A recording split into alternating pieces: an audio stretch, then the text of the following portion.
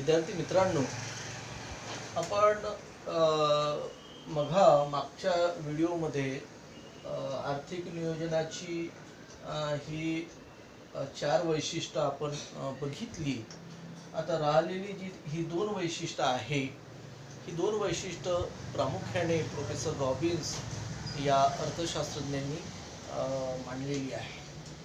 Professor रॉबिन्सच्या मते आर्थिक नियोजनाची जी वैशिष्ट्य आहेत त्यामध्ये पाचवं जे आहे ते म्हणजे आर्थिक विकासाचा वेग वाढविणे.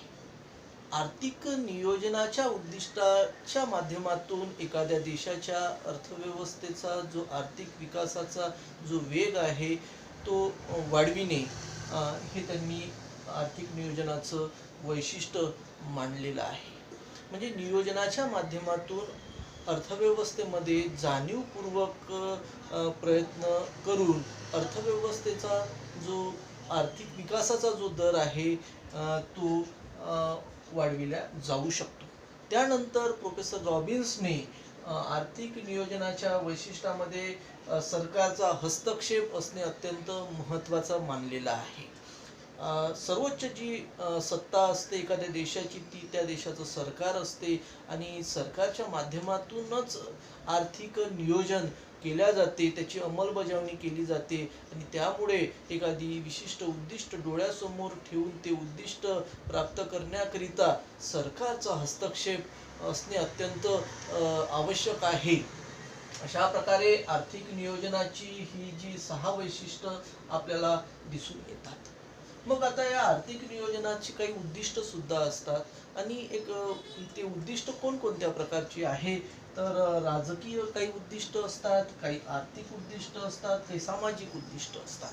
तर राजकीय उद्दिष्ट प्रामुख्याने अलीकडच्या काळामध्ये सर्वच देश अवलंबिताना आपल्याला दिसून येतात. म्हणजे आर्थिक नियोजनाच्या माध्यमातून राजकीय उद्दिष्ट प्राप्त करण्याचा प्रयत्न प्रत्येक देशाच्या सरकारचा आपल्याला अलीकडच्या काळामध्ये दिसून येतो. त्यामध्ये देशाची जी सुरक्षितता आहे ही सुरक्षितता अबाधित ठेवण्याचा प्रयत्न सरकारच्या माध्यमातून आर्थिक नियोजनाच्या साहाय्याने केल्या जातो. कारण अलीकडच्या काळामध्ये कोणता देश कोणत्या देशावर कधी हल्ला करेल, कधी युद्ध सदृश्य परिस्थिती निर्माण होईल ही काही निश्चित आपल्याला सांगता येत नाही आणि याकरिता राजकीय उद्दिष्ट आर्थिक नियोजनाच्या माध्यमातून पूर्ण करण्याचा प्रयत्न केला जातो.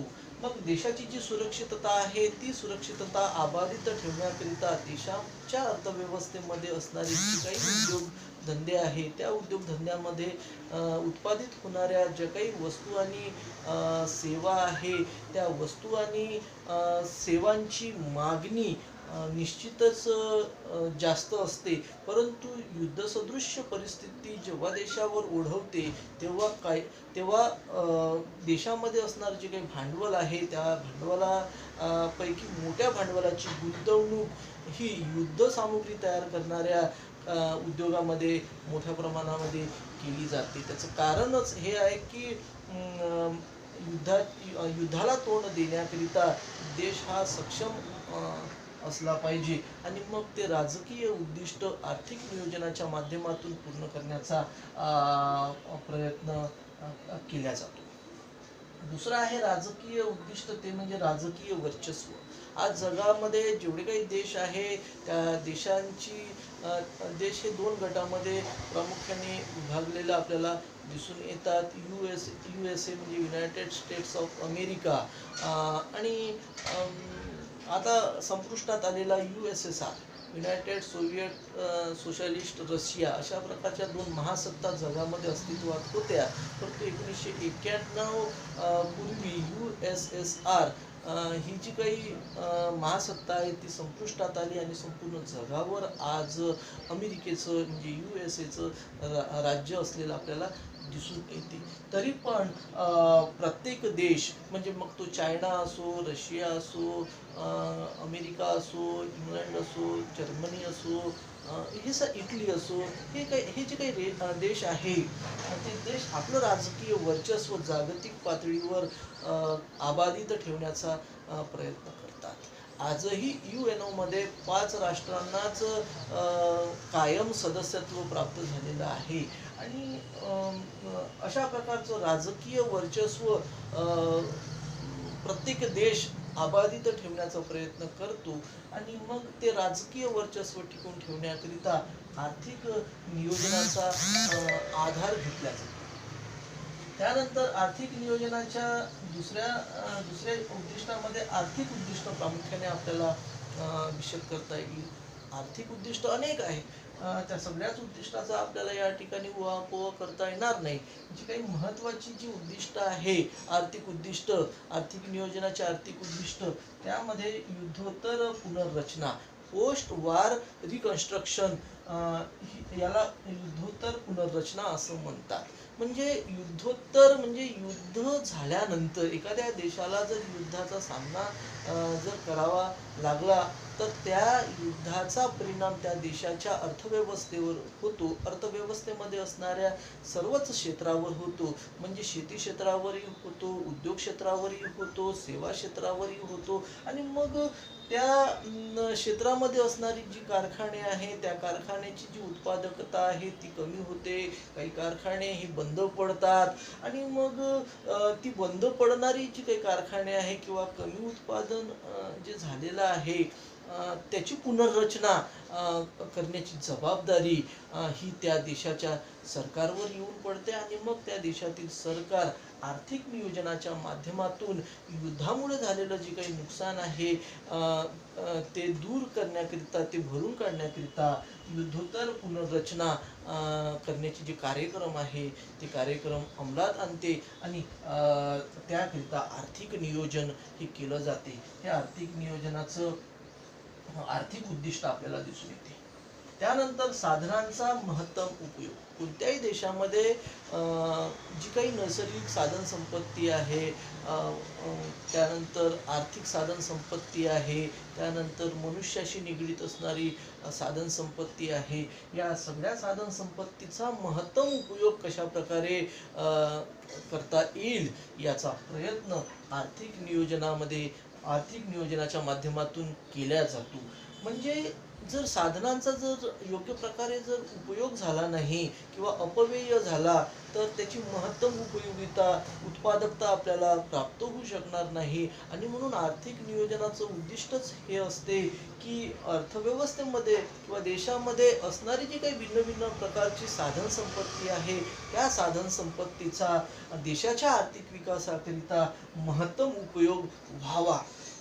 आणि अशा प्रकार हे दुसरं आर्थिक वैशिष्ट्य उद्दिष्ट आपल्याला दिसून येते. तिसरं आहे औद्योगिकरण.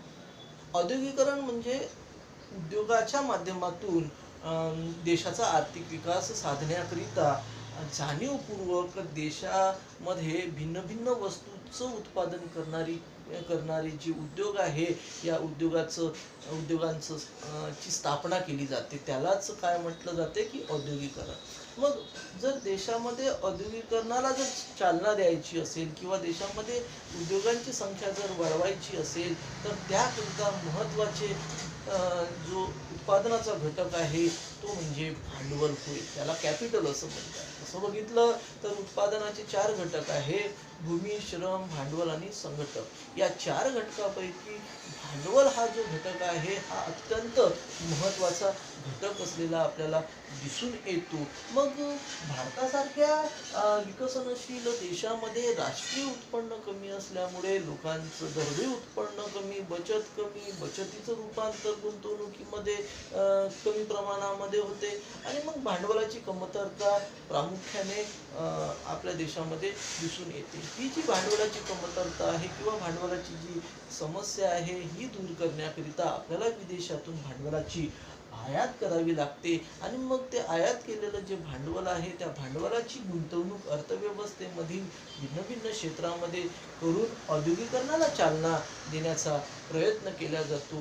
अशा प्रकारे एक नियोजन करून, आर्थिक नियोजन करून देशामध्ये औद्योगिकरण केल्या जाते. त्यानंतर अविकसित प्रदेशांचा विकास. अविकसित प्रदेशांचा विकास हा जर व्यापक दृष्टिकोनातून जर आपण विचारात घेतला तर जगामध्ये जेवढे काही देश आहे त्या देशांपैकी काही देश हे विकसित आहे, काही विकसनशील आहे, काही अविकसित आहे. मग जागतिक पातळीवर असणाऱ्या ज्या काही आर्थिक संघटना आहे, मग UNO आहे, WHO आहे, त्याच्यानंतर IMF आहे, वर्ल्ड बँक आहे, आशिया खंडाशी निगडीत असणारी एशियन बँक आहे. मग ह्या जागतिक पातळीवर असणाऱ्या ज्या काही आर्थिक संघटना असतात, त्या आर्थिक संघटनाच्या माध्यमातून आर्थिक मदत, भांडवलाच्या माध्यमातून आर्थिक मदत मागासलेल्या देशांना केली जाते, जेणेकरून ते देश आपला आर्थिक विकास साधतील. आणि त्याच प्रकारे एखाद्या देशामध्ये काही प्रदेश हे मागासलेले असतात आणि मग त्या मागासलेल्या प्रदेशाचा विकास साधण्याकरिता सरकारच्या माध्यमातून, केंद्रीय सरकारच्या माध्यमातून विशेष पॅकेज दिल्या जाते. आपल्या देशामध्ये काही अशी राज्य आहे, ओरिसा आहे, बिहार आहे, उत्तर प्रदेश आहे, या काही मागासलेल्या राज्यांचा आर्थिक विकास साधण्याकरिता सरकारच्या माध्यमातून विशेष प्रयत्न केले जातात आणि मग त्या राज्याचा विकास साधण्याचा प्रयत्न केला जातो. हे एक आर्थिक उद्दिष्ट आपल्याला दिसून येते. त्यानंतर पूर्ण रोजगार. कोणत्याही देशाचं आर्थिक नियोजनाचं एक उद्दिष्ट असते की त्या देशामध्ये असणारी जी काही लोकसंख्या आहे, त्या लोकसंख्येमध्ये जे काही काम करणारी जी लोकसंख्या आहे, कार्यक्षम लोकसंख्या आहे, त्या कार्यक्षम लोकसंख्येला रोजगार प्राप्त व्हावा आणि बेकारीचं प्रमाण कमी व्हावं. आणि त्याकरिता आर्थिक नियोजनातील जे उद्दिष्ट आहे, ते उद्दिष्ट पूर्ण रोजगारीचं उद्दिष्ट काही देश हे ठेवत असतात. पूर्ण रोजगार म्हणजे फुल एम्प्लॉयमेंट, म्हणजे त्या देशातील प्रत्येक व्यक्तीला, म्हणजे ज्या व्यक्तीला काम करण्याची इच्छा आहे, त्या व्यक्तीला सरकारच्या माध्यमातून रोजगार उपलब्ध करून दिला जातो. आता ही जी पूर्ण रोजगार आहे, ही पूर्ण रोजगार कोणत्या देशाच्या अर्थव्यवस्थेमध्ये आपल्याला दिसून येते, तर कोणत्याही देशामध्ये आपल्याला पूर्ण रोजगाराची पातळी अस्तित्वात येताना दिसून येत नाही. मग समाजवादी अर्थव्यवस्था असो की भांडवलशाही अर्थव्यवस्था असो किंवा मिश्र अर्थव्यवस्था असो, कोणत्याही अर्थव्यवस्थेमध्ये पूर्ण रोजगाराची पातळी अस्तित्वात येताना आपल्याला दिसून येत नाही.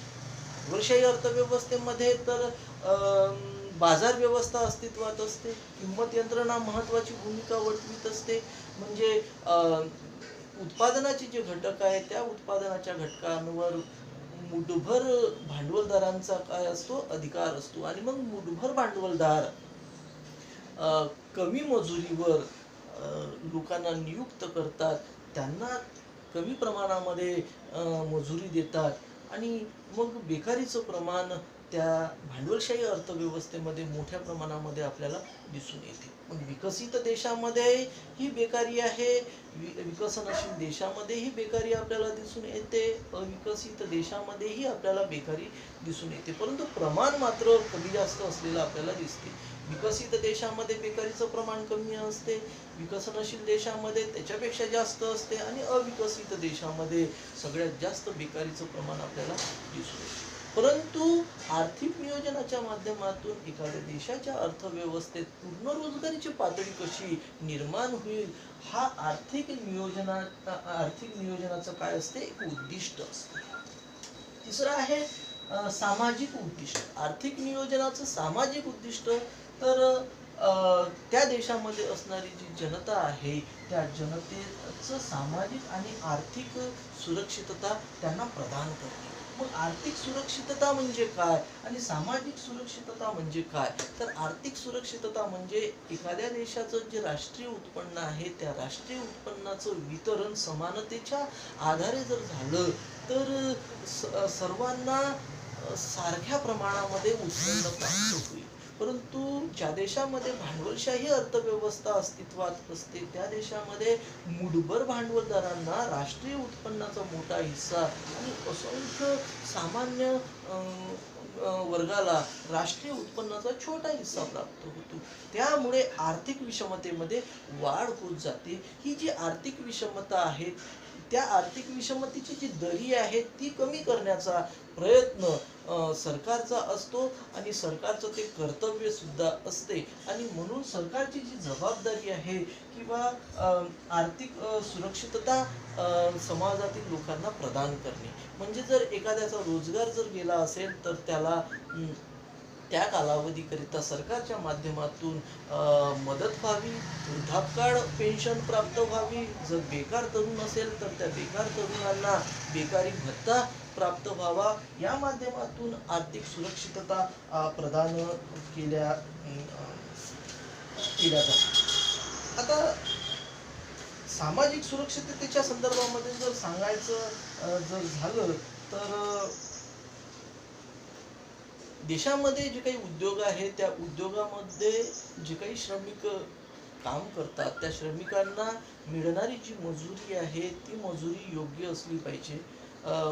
किमान वेतन कायदा अंमलात असला पाहिजे. आपल्या देशामध्ये किमान वेतन कायदा अंमलात आहे. म्हणजे कमीत कमी इतकं उत्पन्न त्या श्रमिकाला प्राप्त व्हावं. भांडवलदाराच्या माध्यमातून किंवा उद्योजकाच्या माध्यमातून त्याचं आर्थिक शोषण होऊ नये, त्याची आर्थिक पिळवणूक होऊ नये आणि त्याला मिळणारी जी मजुरी आहे त्या मजुरीमध्ये त्याचा जीवनमानाचा दर्जा टिकून राहावा, हे त्या मागचा हेतू आहे. त्या माध्यमातून त्याला सामाजिक सुरक्षितता प्रदान